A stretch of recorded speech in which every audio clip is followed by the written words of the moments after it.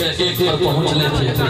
मैं कलाकार के हाथ के मान सम्मान दै छी। धीरे-धीरे प्रोग्रेस करिए जे अखबार में कार्यक्रम के बारे में लिखब। एक बार बाबू साहब जी के लिए जोरदार ताली बजा दियो। जिला बच्चे के प्रत्येक के स्टेज में जोरदार ताली बजा दियो सब लोग।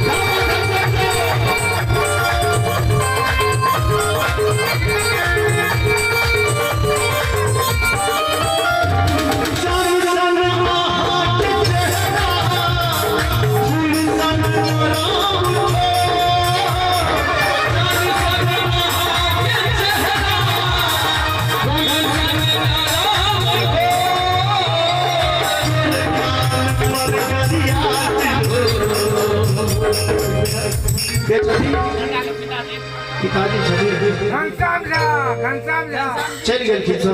अच्छा चंदन जी के पिताजी चाचा जी घनश्याम बाबू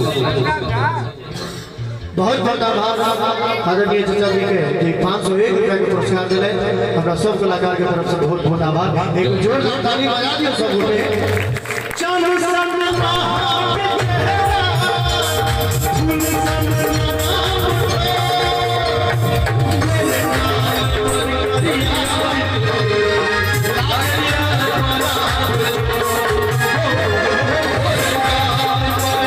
Yeah.